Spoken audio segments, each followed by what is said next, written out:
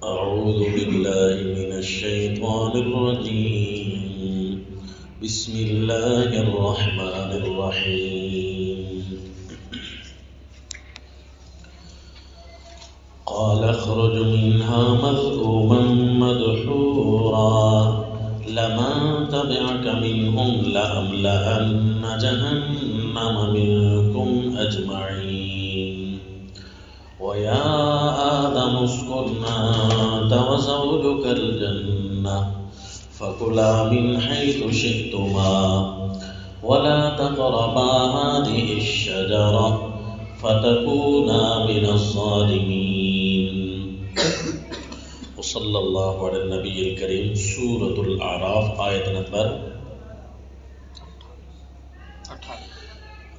18. قال اخرج منها مذءوما مدحورا. جب اس نے کہا نا کہ میں ذریت آدم کو اتنا ورغلاؤں گا کہ لا تجد اکثرهم شاکرین، تو یہ کون سی نصیحت چل رہی ہے؟ وَلَقَدْ خَلَقْنَاكُمْ ثُمَّ صَوَّرْنَاكُمْ سے یہ نصیحت تو چل رہی ہے چوتھی، لیکن آپ نے اس نصیحت میں نوٹ کرنے والے نکات دیکھنے ہیں. نوٹ کرنے والے نکات کتنے ہوں گے ہر نصیحت میں؟ یوں سمجھیے کہ ہر جملہ ایک نکتہ ہے. نصیحت مثلا وَلَقَدْ خَلَقْنَاكُمْ ثُمَّ صَوَّرْنَاكُمْ، خلقناکم پہلا نکتہ، ثم صورناکم دوسرا نکتہ، ثم قلنا للملائکہ تیسرا نکتہ. یہ نکتے ہیں کہ اللہ نے تمہیں پیدا کیا، اللہ نے تمہاری ظاہری صورتیں بنائی، تو شیطان کا ٹارگٹ ہے کہ تمہیں شکر گزار نہ بننے دینا.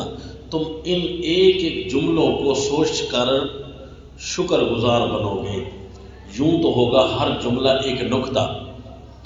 پھر اس میں اہم نکات ہوں گے جو اس واقعے میں بیان ہو رہے ہیں، وہ الفاظ دوسری جگہ موجود نہیں ہوں گے. اس واقعے میں وہ ہوں گے خصوصی نکات اس نصیحت کے اندر. مثلا اب یہاں لفظ ہے قال اخرج منها مذءوما مدحورا، تو لفظ مذءوم اور لفظ مدحور کو آپ نے دیکھنا ہے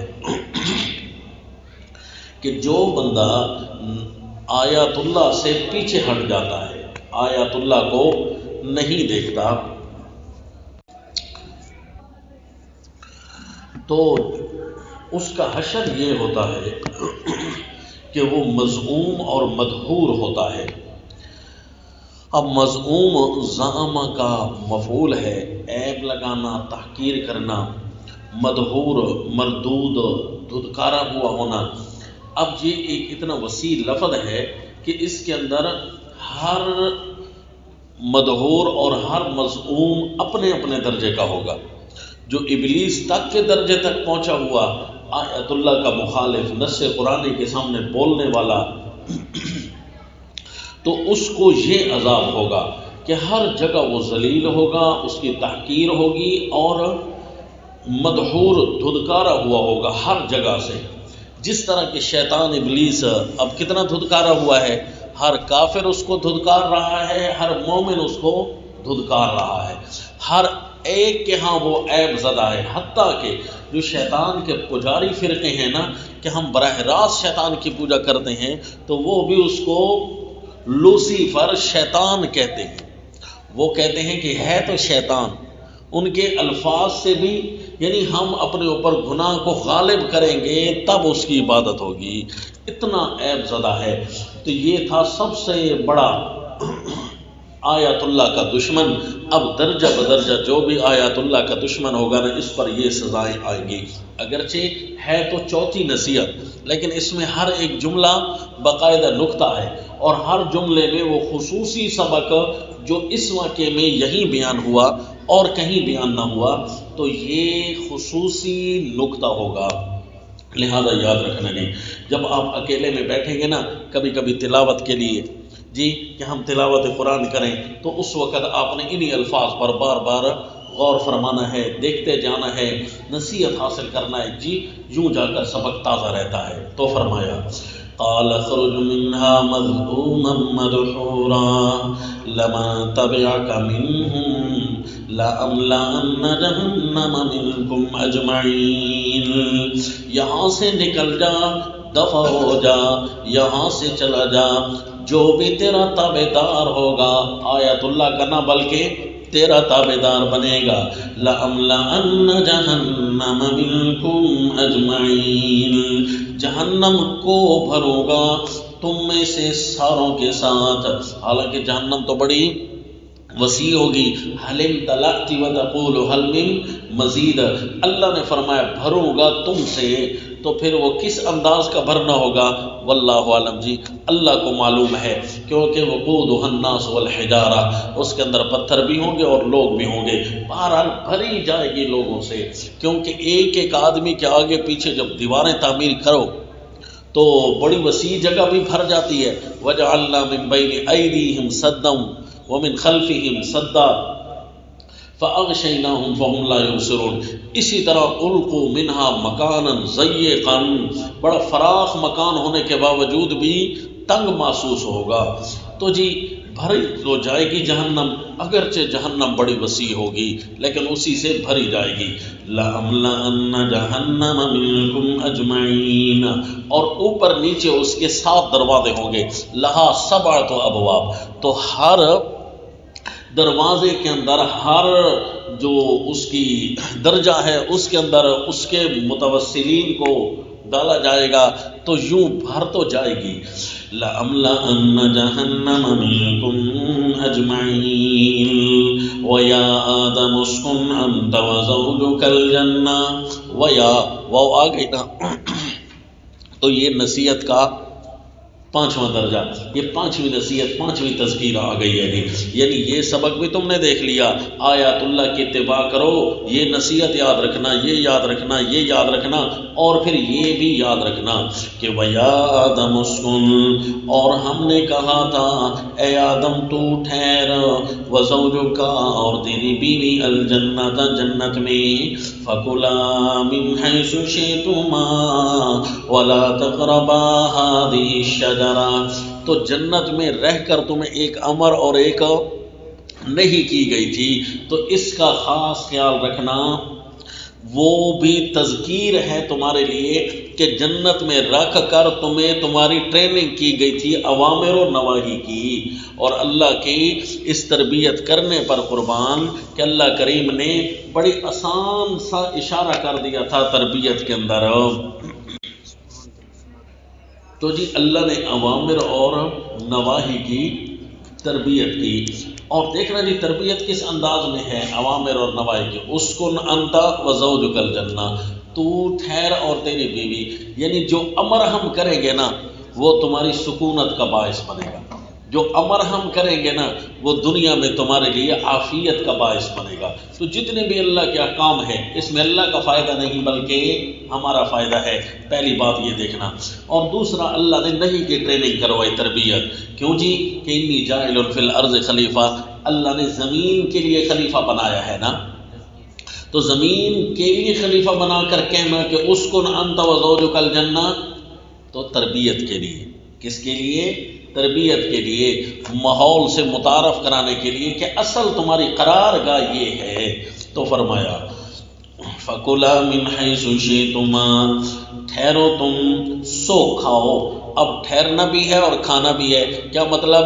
یعنی جنت میں امر کی ٹریننگ ہو رہی ہے کہ ٹھہرنا ہے یہاں پر، اور یہاں پر اپنی ترقی کرنی ہے، تو وہ روحانی بھی ہو سکتی ہے، جسمانی بھی ہو سکتی ہے، اور جسمانی ترقی میں ہی روحانی ترقی پوشیدہ ہوگی۔ یہ ہے سر من اسرار اللہ کہ تمہاری روحانی ترقی کس میں ہوگی؟ جسمانی ترقی میں کرو گے، جسمانی ترقی ہوگی، روحانی ترقی، کھاؤ گے پیو گے، حتیٰ کہ روزہ رکھو گے نا، نہیں کھاؤ گے تو نہیں پیو گے، وہ بھی تمہارے جسم کو فلٹر کرنے کے لیے ہوگا، نماز کی جو اٹھک بیٹھک ہوگی وہ بھی تمہارے جسم کو صحیح سلامت کرنے کے لیے ہوگی۔ اسی طرح جتنے بھی اوامر ہیں نا، اس میں اللہ نے اشارہ کر دیا کہ ہوگی تمہارے جسم کی ترقی، اسی کے اندر اللہ روحانی ترقی کریں گے۔ اب کتنے پاگل ہوں گے ہم کہ ہم جسمانی ترقی کے پیچھے پڑھ کر روح کی ترقی کو بھول جائیں، اپنی طرف سے جسمانی ترقیاں بنانی شروع کر دیں۔ اب دیکھو فَكُلَا مِنْ حَيْثُ شِئْتُمَا، اللہ کا امر تھا نا، لیکن تھا تو جسمانی ترقی، کھاؤ تم۔ دیکھا جی من حیث شئتما، اشارہ ہے کہ زمین پر اسی طرح آسان زندگی تمہیں نصیب کروں گا۔ یہ ہم میں کہ ہمارے پاس رزق تو ہوتا ہے، لیکن ہم اپنے لیے دکان کو بڑا سے بڑا کرتے جا رہے ہوتے ہیں، کاروبار کو بڑے سے بڑا، بلینئر بن جاؤ جی، ملینئر بن جاؤ جی، ہاں جی کروڑ پتی بن جاؤ جی، ارب پتی بن جاؤ۔ یہ تو خواہ ہے نا، ہم نے اپنے اوپر بوجھ لادا ہوا ہے۔ پھر ایک بندے کا حساب، پھر 2 کا حساب، پھر 6 دکانوں کا حساب، پھر 10 دکانوں کا حساب، سارا چھوڑنے کی بھی ٹائم نہ ملے ہے جی، کھانے پینے کا بھی وقت نہ ملے، بیوی بچوں کے لیے بھی وقت نہ ملے، تو یہ سارے بوجھ ہم نے لادے ہوئے ہیں۔ گویا اللہ فرما رہے فَكُلَا مِنْ حَيْثُ شِئْتُمَا۔ اب لوگ کہیں گے کہ لو جی جب کھاؤ گے نہیں، جب کماؤ گے نہیں تو کھاؤ گے کیسے؟ تو اس کا جواب دیا کہ رسول اللہ صلی اللہ علیہ وسلم نے کمایا نہیں تو کھایا کیسے؟ اقامت الدین کرو گے نا تو لَأَكَلُوا مِنْ فَوْقِهِمْ وَمِنْ تَحْتِ أَرْجُلِهِمْ فَكُلَا مِنْ حَيْثُ شِئْتُمَا وَلَا تَقْرَبَا هَٰذِهِ الشَّجَرَةَ فَتَكُونَا مِنَ الظَّالِمِينَ۔ اب نہیں کی ٹریننگ آ گئی جی، نہ کھانا تم اس درخت سے، پر ہو جاؤ گے تم کمی کرنے والوں میں سے۔ لا تقربا، اچھا جی نہیں کی ٹریننگ جو کروانی تھی تو کسی بھی ذریعے ہو سکتی تھی، اللہ نے کھانے والی چیزوں کے بارے میں چنا۔ یہ بھی ہو سکتا تھا کہ یہاں سونا نہیں، یہ بھی ہو سکتا تھا یہاں کھڑے نہیں ہونا، یہ بھی ہو سکتا تھا یہاں بولنا نہیں۔ تو نہیں کی ٹریننگ جو مقصود تھی، تو اللہ نے یہ کیوں فرمایا یہ کھانا نہیں جی، لا تقربا هذه الشجرہ، اور درخت کا نام بھی نہ بتایا کہ یہ منع کرنا کوئی مقاصد میں سے نہیں ہے بلکہ تربیت میں سے ہے۔ یعنی اگر مقاصد میں سے ہوتا نا، درخت ہی اتنا برا ہوتا کہ اس کا ذکر کیا جاتا، اور اس کے لیے تو پھر دنیا میں ایک لائن چل پڑتی کہ اس درخت کے قریب نہ جانا، لیکن اللہ نے درخت کا نام نہ بتایا۔ تو اس سے تو اشارہ لگتا ہے کہ یہ مقاصد میں سے نہیں تھا بلکہ مقصد کوئی اور تھا۔ نہیں کا مقصد کیا تھا؟ تربیت کرنا۔ اچھا جب تربیت کرنا ہی مقصد تھا کہ نواہی کی تربیت ہو جائے، جتنے بھی اللہ نے احکام کرنے ہیں اور نواہی کرنے ہیں، تو ان میں پھر اس صورت کو کیوں چنا؟ کون سی؟ کھانے والی۔ تو بھائی دیکھیں جتنے بھی اوامر ہیں نا وہ سارے کے سارے عبادت کے لیے ہیں، اور جتنے بھی نواہی ہیں نا سب سے زیادہ پہلی نہیں شروع ہی کھانے پینے سے ہوتی ہے۔ یا ایھا الناس کلوا مما فی الارض حلالا طیبا، سب سے پہلا امر اللہ نے جو لوگوں کو کیا عبادت کے بعد، یا ایھا الناس، اور اس کے بعد یا ایھا الناس دوسری دفعہ آپ کو یہی ملے گا سورۃ البقرہ میں، یا ایھا الناس کلوا مما فی الارض حلالا طیبا، یعنی حرام نہ کھانا تو یہ بھی نہیں ہے۔ تو سب سے زیادہ یہ بندہ کسی کے حقوق کھا رہا ہوتا ہے، کسی کے پیٹ کے ہی سارے اکثر رونے سارے کیا ہیں جی؟ پیٹ کے۔ تو اس کا مطلب ہے اللہ نے نہی کی تصاویر میں سے ایک تصویر یہ اپنائی، تو اس سے بتا دیا، اشارہ کر دیا، جس طرح پچھلے امر میں بتایا کہ مقصود اشارے کا تھا، یہاں مقصود یہ تھا کہ اگر مال و دولت کو تم خراب نہ کرو گے نا، تاکیدات مالیہ بھی گزر چکی ہیں نا، اگر مال و دولت کے حقوق خراب نہ کرو تو بڑی آسانی کے ساتھ تم زمین پر چل سکو گے۔ آ جاؤ جی۔ تو اللہ کریم نے اپنا امر اور نہیں، تو آیات اللہ امر اور نہیں پر مشتمل ہے نا، تو فرمایا وَلَا تَقْرَبَا هَٰذِهِ الشَّجَرَةَ فَتَكُونَا مِنَ الظَّالِمِينَ فَوَسْوَسَ لَهُمَا الشَّيْطَانُ۔ اس تذکیر خامس کے اندر یہ بتانا بھی مقصود ہے کہ جب تمہارے پاس امر و نہیں پہنچ جائے گی نا تو پھر کیا ہوگا؟ وساوس شیطانی آ جائیں گے۔ وہ وساوس شیطانی کہاں سے ہو سکتے ہیں؟ من الجنۃ والناس، کسی طرف سے بھی، کہ الذی یوسوس فی صدور الناس فوسوس لهم الشیطان، شیطان نے ان کے دل میں بات ڈالی، ان کو وسوسہ ڈالا۔ کس طریقے سے؟ وسوسہ ڈالا دل میں بات ڈالنے کو کہتے ہیں، یا یوسوسو فی صدور الناس ہے نا، یا زبان کے ذریعے گفتگو کرتا اور اس سے مقصود کچھ اور ہوتا، یعنی باڈی لینگویج سے یہ بات سمجھ آ جاتی کہنا کچھ اور چاہتا ہے اور مقصد کوئی اور حاصل کرنا چاہتا ہے۔ اب ذرا دیکھنا وہ کیسے تھا۔ فوسوس لہم الشیطان، سو وسوسہ ڈالا ان کی طرف شیطان نے، انہوں نے وسوسہ لے لیا نہ شیطان نے تو ڈالا نا، اب انہوں نے کیا کیا، اب ذرا دیکھنا جی، لیبدی لہما ما اوری عنہما من سوآتہما، تاکہ کھول دیں ان کے لیے ما اوری عنہما، جو ان کی اپنی نظر سے پوشیدہ کر دی گئی ہیں، من سوآتہما، ان کی اپنی جانیں، ان کی اپنی جان یا ان کی اپنی شرمگاہ، کیونکہ سوءت کا لفظ قطعی شرمگاہ کے لیے استعمال نہیں ہوتا۔ پچھلی صورت میں آپ پڑھ چکے ہیں، سورۃ المائدہ میں کیا فرمایا تھا، لیریہما کیف یواری سوءۃ اخی، دیکھا تو وہاں شرمگاہ کے لیے تو استعمال نہیں تھا نا، تو لفظ شرمگاہ کے لیے قطعی تو نہیں ہے، یہ اپنے جسم اپنے نفس کے لیے بولا جاتا ہے، تو چھپایا گیا جو ان کی اپنی پوشیدہ جگہوں میں سے۔ قال ما نہاکما، اب وسوسہ کی تفصیل کہ قال ما نہاکما ربکما عن هذه الشجرة الا ان تکونا ملکین او تکونا من الخالدین، گویا اللہ کریم ہمیں سمجھانا چاہتے ہیں کہ وہ تمہیں کیسے آ کر گمراہ کرے گا، کیسے وسوسہ ڈالے گا۔ شیطانی وسوسے ضروری نہیں ہے، شیطانی وسوسے کبھی کبھی نورانی وسوسے بن کر آئیں گے۔ شیطان جو نیک لوگوں پر وار کرے گا تو کس طرح ہوگا جی، نورانی طریقے سے، نہیں سمجھے جی؟ اب کیا سمجھاؤں، سمجھ آ جانی چاہیے کہ شیطان نورانی طریقے سے کیسے گمراہ کرے گا۔ دیکھا جی، سیدنا آدم علیہ السلام کو کہنے لگا پتہ تو ہے کہ اللہ نے آپ کو منع کیا ہے، آپ نے کھانا تو نہیں ہے، لیکن یہ تو سوچیں کہ اس کے تفقع تک تو پہنچیں کہ اصل میں اللہ نے منع کیوں کیا ہے۔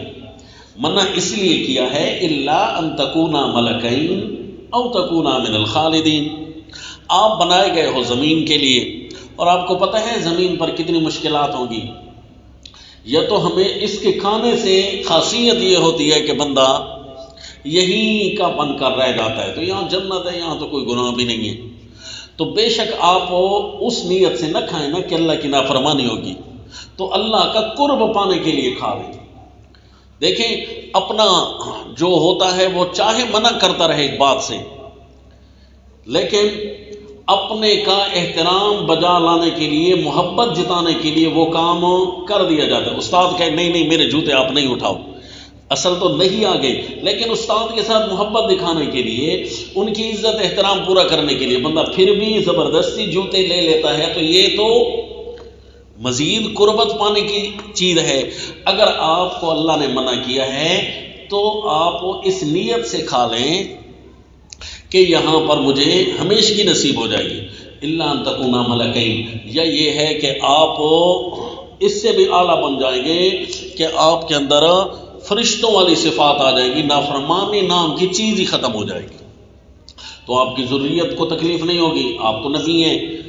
تو آپ نے یہ آ کر اس نے مباحثہ کیا، سارے مباحثے کے اندر کیا مقصود تھا کہ اللہ کی نص سے ہٹ جائے، وہ جو اللہ کریم نے نص ارشاد فرمائی ہے نا، لا تقربا هذه الشجرہ، اس کا مقصد ہے نص ٹوٹے کہیں سے بھی، جتنے بھی فرقے ہیں، اب جتنے بھی ائمہ ہیں جنہوں نے عقائد پر کتابیں لکھی ہیں وہ یہیں سے اپنی کتاب کو شروع کرتے ہیں کہ دیکھو مثلا کتاب کوئی بھی اٹھا لے، الملل والنحل، علامہ شہرستانی رحمہ اللہ نے یہیں سے بات کو شروع کیا کہ دیکھو جی شیطان فرقے ڈالتا کہاں سے ہے، اس کے کتنے رنگ ہیں، وہ پہلا رنگ یہاں سے شروع کرتا ہے کہ نص سے ہٹانے کی کوشش کرتا ہے، یا تو مکمل ہٹا دے یہود و نصارہ بنائے گا، یا تعویلوں کے ذریعے ہٹا دے، نص کے مقاصد پورے نہ ہوں تو یہ ہے آیات اللہ کے ساتھ دشمنی کرانا۔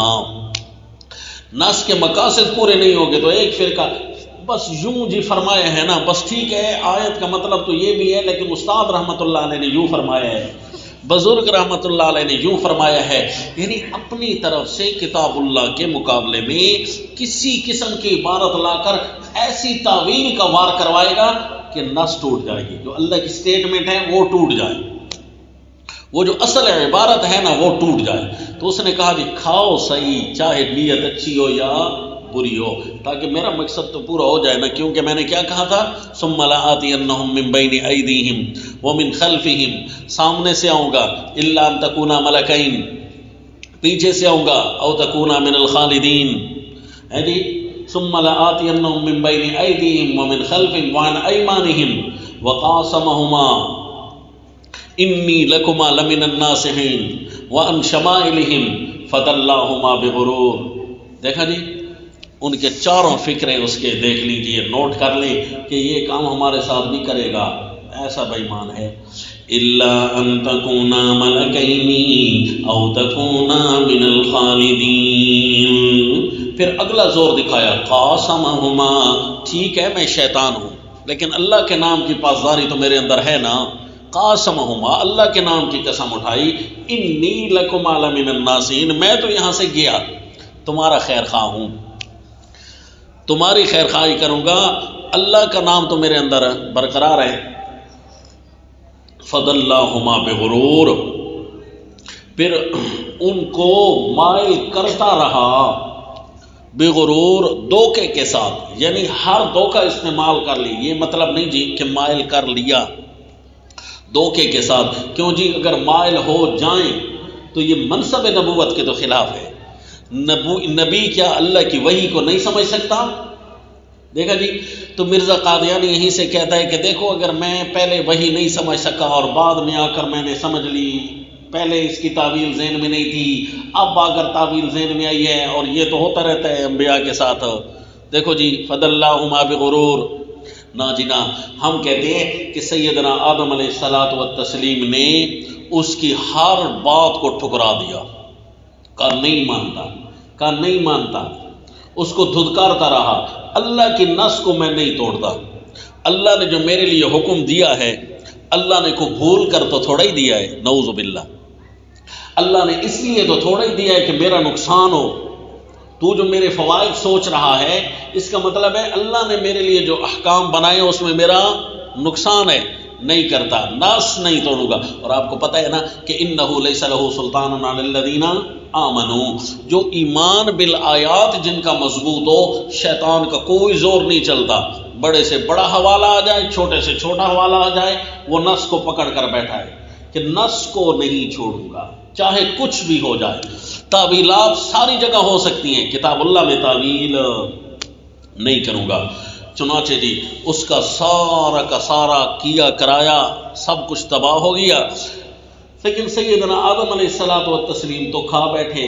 کیسے کھا بیٹھے؟ اللہ کریم فرماتے ہیں فنسی آدم ولم نجد لہ عزما، بھول تو ہوتی ہے، بھول تو انسانی فطرت میں ہے، بھول کر کھا بیٹھے، ولم نجد لہ عزما، ان کا ارادہ تک بھی نہیں تھا۔ اگر شیطان کے ورغلانے سے کھایا ہوتا تو پھر تو ارادہ ہوتا نا، ارادہ تن تو کوئی کام بھی نہ کیا، اس کا مطلب ہے دھدکارتے رہے اس لعین کو۔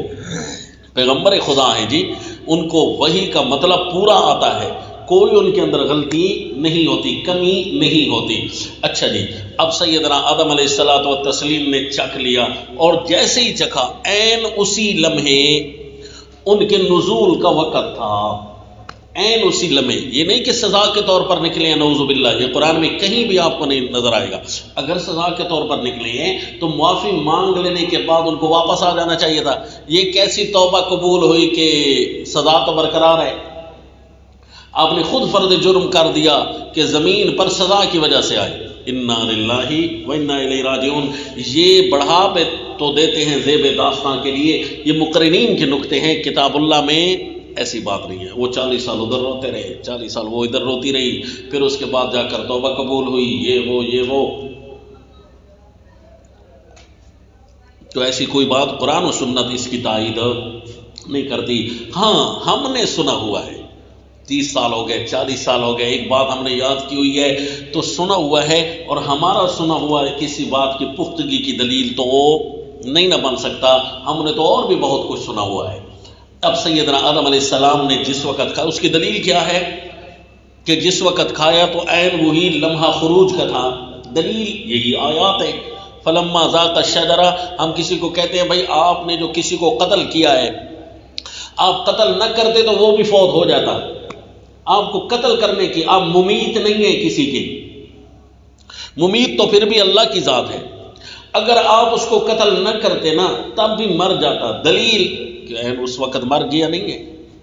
کئی دنیا ایسی ہے جو بغیر قتل کے مر جاتے ہیں، تو وہی ان کا ٹائم ہوتا ہے، تو بھائی آپ نہ مارتے، مار تو وہ جاتا، آپ کو جو سزا مل رہی ہے نا اللہ کے نظام میں دخل اندازی کی سزا مل رہی ہے کہ تم نے خدا بننے کی کوشش کیوں کی ہے، لہذا اس کو بھی الٹا لٹکا دو، سمجھا جی؟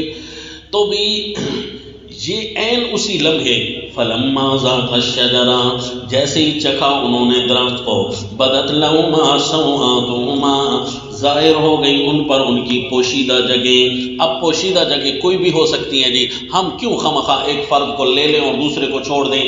پوشیدہ جگہوں سے مراد پورا جسم شرمگاہ سمیت ممکن ہے، پورا جسم نہ ہو شرمگاہ، پورا جسم ظاہر ہو گیا ہو شرمگاہ ظاہر نہ ہوئی ہو، یعنی ان کا ایک جنتی لباس اترا ہو دوسرا لباس پہنا ہوا ہو، واللہ عالم جی۔ ہم کیوں اپنی طرف سے ایسے جملے کہیں جس کے ہمارے پاس دلیل نہیں ہے؟ ابہموا ما ابہمہ اللہ ورسولہ، اللہ اور اس کے رسول نے جب ایک چیز ہمارے لیے نہیں ارشاد فرمائی تو ہم اپنی طرف سے کیسے دخل اندازی کر سکتے ہیں؟ پوشیدہ جگہ تھی، اب یہ بھی پوشیدہ جگہ ہے کہ آپ نے کوئی سویٹر پہنی ہوئی ہے تو نچلی قمیص پوشیدہ ہے، اور یہ بھی پوشیدہ ہے کہ آپ نے لباس پہنا ہوا اور باقی جسم آپ سے پوشیدہ ہے، تو دونوں سوآت میں آ سکتی ہیں۔ فلما ذاق الشجرہ بدت لهما سوآتهما وطفقا يخصفان عليهما من ورق الجنة، لگے جوڑنے اپنے اوپر بہشت کے پتے۔ کیوں جوڑنے لگے تھے جی؟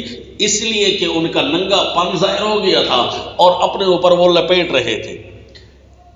یہ وجہ تو قرآن نے نہیں نہ بیان کی، قرآن نے کہا اپنے اوپر لپیٹنے لگے۔ کیوں لپیٹنے لگے؟ عین ممکن ہے شرمگاہوں کو ڈھانپنے کے لیے، کیونکہ میاں بیوی کے سامنے یہ بات کوئی عیب نہیں ہوتی، یہ تو ان کے مقاصد فطرت میں سے ہے، تو یا وہ اس لیے اٹھانے لگے کہ کوئی اور مقصد تھا کہ جنت کی چیزیں ہیں اس کے ساتھ ملنے لگے، ابھی ہمارا خروج ہے۔ ہم میں سے کوئی عام سا بندہ ہو جو اتنا زیادہ محبت کرتا ہے دنیا کے ساتھ، نعوذ باللہ ہے جی، وہ پتہ نہیں کیا کرتا درختوں کے ساتھ لپٹ کر۔ یہ تو سیدنا آدم علیہ السلام ہیں جن کے دل میں دنیا کی محبت تک نہیں ہے، لیکن اللہ کی نعمت تو ہے نا، تو کوئی بھی وجہ ہو سکتی ہے۔ اس کی کیا وجہ ہے اللہ نے ہمیں وجہ نہیں بتائی۔ وَطَفِقَا يَخْصِفَانِ عَلَيْهِمَا مِن وَرَقِ الْجَنَّةِ، منظر یہ تھا کہ اپنے اوپر آیات اللہ کی اتباع کی ٹریننگ ہو رہی ہے نا، کہ اتنا ہی کہنا ہے جتنا اللہ کی کتاب میں موجود ہے، یوں نہیں تقریر میں کہنا کہ اللہ نے یوں فرمایا اور پھر اپنی بات تھوڑی سی ویلڈ کر دی، اللہ نے یوں فرمایا پھر تھوڑی سی بات اپنی ویلڈ کر لی، وہ بھائی کفر ذمہ لگ جائے گا۔ اللہ نے نہیں فرمایا اور آپ فرما رہے ہیں۔ کوئی بھی آپ سے پوچھ لے اللہ نے کہاں فرمایا ہے کہ حضرت آدم علیہ السلام کو سزا کے طور پر نکالا گیا، ہم نے ان کو سزا دی، اللہ فرما رہے ہیں کہ وہ زمین پر اترے، تو کوئی بھی آپ سے پوچھ سکتا ہے جی اللہ نے کہاں فرمایا؟ پھر آپ لگیں گے تعویلیں کرنے، پھر آپ کو آ جائے گا غصہ، آپ کہیں گے میرے مقتدی ہو کر ہے جی میرا احترام نہیں کر رہے ہو، یہ وہ، پھر ظاہر ہے پھر آپ نے لڑنا ہی ہے۔ اس کے بعد کیا ہے، کسی کو اپنے ایموشنلی بلیک میل تو نہ کرے نا، کسی کو علمی انداز سے ضرور مطمئن کریں ایموشنلی بلیک میل کہ میں آپ کو استاد ہوں اور آپ نے میری اتنا بھی احترام نہیں کیا کہ کم از کم یوں سوال نہیں کرنا تھا۔ انا للہ و انا الیہ راجعون، حالانکہ غلطی آپ کی تھی کہ آپ نے فرمایا اللہ نے یوں فرمایا، حالانکہ اللہ نے تو، یہ تو بھائی یہود کا طریقہ ہے، جس طرح کہ سورہ آل عمران میں آپ پڑھ چکے ہیں کہ وہ اس انداز سے کتاب اللہ کو بیان کرتے، لیم بألسنتہم، اپنی زبان کو ایسا ٹیڑھ دیتے تھے، لتحسبوہ من الکتاب وما هو من الکتاب ویقولون هو من عند اللہ وما هو من عند اللہ، ایسے انداز سے بیان کر رہے تھے کہ اگلا بندہ سمجھے واہ جی واہ یہ تو کتاب اللہ بیان ہو رہی ہے، حالانکہ وہ اللہ نے نہیں بیان کیا۔ تو اب سیدنا آدم علیہ الصلوۃ والتسلیم کو اللہ نے ندا دی، وَنَادَاهُمَا رَبُّهُمَا أَلَمْ أَنْهَكُمَا عَنْ تِلْكُمُ الشَّجَرَةِ، یہ تاکید تربیت نہیں کی، نہیں ہو کرنا، یہ اللہ تاکید کر رہے ہیں، یہ اللہ کا احسان ہے کہ میں نے تمہیں کہا نہیں تھا کہ اس درخت کے قریب نہ جانا، وَأَقُلْ لَكُمَا، اور میں نے کہا تھا نا، إِنَّ الشَّيْطَانَ لَكُمَا عَدُوٌّ مُّبِينٌ، شیطان تم دونوں کے لیے واضح دشمن ہے۔ تو تم نے کیوں کیا؟ تو اللہ کریم نے یہ سزا کے لیے نہیں پوچھا بلکہ تاکید دینے کے لیے، کیونکہ اللہ کو تو پتہ ہے ساری چیزیں، اللہ نے نہیں کی تاکید کروانی تھی کہ آپ دھیان کرنا، اسی طرح ہی ہوگا جس طرح اب ہو رہا ہے کہ شیطان پورا کا پورا ورغلانے کی کوشش کر رہا ہے۔ ایک بات رہتی ہے بتاتا ہوں جی، قال ربنا ظلمنا، اب سیدنا آدم علیہ السلام نے فرمایا اے اللہ ہم کمی کر بیٹھے، ولم تظلم منہ شیئا، اور سورہ کاف میں کمی کر بیٹھے کہ ہم بھول گئے، یہی کمی تھی۔ اب اللہ کا قرآن خود فیصلہ کرتا ہے ترغیبات الالہیہ میں، کہاں جی؟ سورہ طٰہٰ کے اندر گزرا ہے نا کہ لم نجد لہ عزما، اسی طرح تم نے بھی کرنی ہے جس طرح سیدنا آدم علیہ السلام کر رہے تھے۔ ترغیبات تو تب بھی بنتی ہے کہ لم نجد لہ عزما، ارادہ تک بھی نہ کرنا ہماری نافرمانی کا۔ تو اب سیدنا آدم علیہ السلام نے کوئی نافرمانی نہیں کی، عین اسی لمحے نکلنا۔ اب ایک آیت ایسی آتی ہے جس سے لگتا ہے کہ یہ کام شیطان کا تھا، حالانکہ شیطان نے تو پورا زور لگایا، سیدنا آدم علیہ السلام نے تو اسے گھاس بھی نہیں ڈالی، تو پھر کیوں قرآن یہ کیوں کہتا ہے فَأَزَلَّهُمَا الشَّيْطَانُ عَنْهَا، سورہ البقرہ میں فَأَزَلَّهُمَا الشَّيْطَانُ، الْأَحْكَامُ الْإِلَٰهِيَّہ میں، الآیات الالہیہ میں اور لفظ ہے، الأحکام الالہیہ میں اور لفظ ہے، فَأَزَلَّهُمَا الشَّيْطَانُ عَنْهَا۔ تو جی کیس تو شیطان پر بنا، کیس تو کیونکہ شیطان نے پوری کوشش کی ہے ورغلانے کی، پر ورغلا نہ سکے۔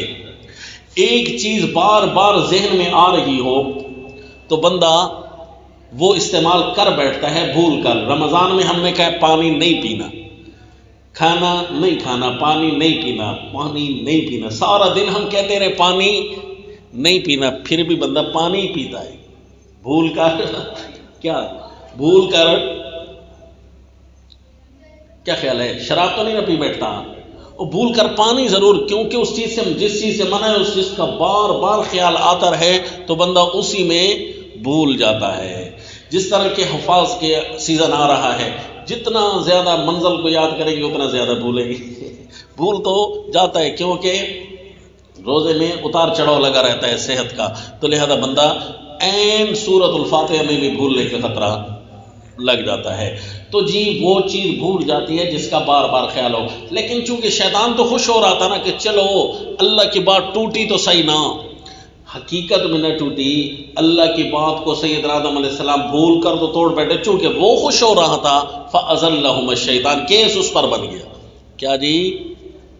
اب سیدنا آدم علیہ الصلوۃ والتسلیم نے اللہ تعالیٰ سے چند کلمات سیکھے، کیونکہ جو بھول کر وہ جو درجات میں کمی تو نہیں کہہ سکتے، درجات قرب جو پانے تھے وہ بھولنے کی وجہ سے اس لمحے نہیں مل رہے تھے، تو اللہ نے چند جملے بتا دیے، وہ لمحات اور وہ قرب بھی مل گیا۔ کیا جی؟ کمی پوری ہو گئی۔ ربنا ظلمنا انفسنا، اے اللہ ہم نے کمی کی اپنی جانوں پر، قربان جاؤں لفظ دیکھیں، اے اللہ ہم نے کمی کی اپنی جانوں پر، حالانکہ انہی جملوں نے کمی پوری کی، انہی جملوں نے ہاں جی روحانیت میں کمی پوری کی۔ اس کا مطلب یہ ہے کہ جو جتنا اعتراف کرتا ہے اس کا اعتراف اس کو بلندیاں نصیب کرتا ہے، سمجھا جی؟ ربنا ظلمنا انفسنا، اے اللہ ہم نے کمی کی اپنے اوپر، وَإِن لَّمْ تَغْفِرْ لَنَا، اے اللہ اگر تم نے ہمیں نہ معاف کیا، وَتَرْحَمْنَا، اور خصوصی رحمت نہ کی، لَنَكُونَنَّ مِنَ الْخَاسِرِينَ، اے اللہ ہم ہو جائیں گے نقصان اٹھانے والوں میں سے، تیری قربت کا نقصان ہو جائے گا۔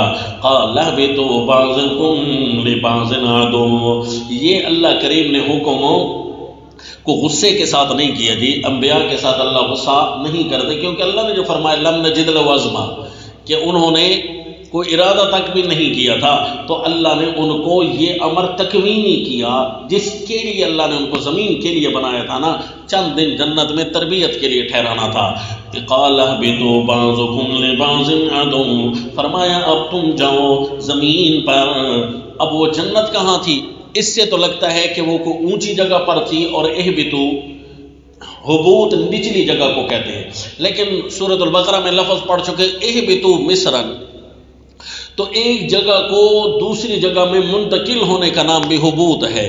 کیا جی کہ ایک مقام اعلیٰ تھا، دوسرا مقام اس سے ادنا تھا، تو ادنا مقام پر جا رہے ہیں، تو یہ حقیقی حبوط نہ ہوا بلکہ حکمی طور پر حبوط ہے۔ تو پتہ نہیں جی حقیقی طور پر حبوط تھا، حکمی طور پر حبوط تھا، ہمیں تو نہیں نہ پتہ، اللہ کو پتہ ہے، لہذا ہمیں آمنا وصدقنا۔ اب وہ جنت کا ٹکڑا اللہ نے کہاں بنایا تھا؟ جب اللہ نے ہمیں نہیں بتایا تو ہم کیوں خواہ جھگڑا کریں؟ نہیں جی وہ زمین پر تھی، نہیں جی وہ فلاں پلینٹ پر تھی، نہیں جی وہ فلاں جگہ پر تھی، اللہ نے نہیں بتایا۔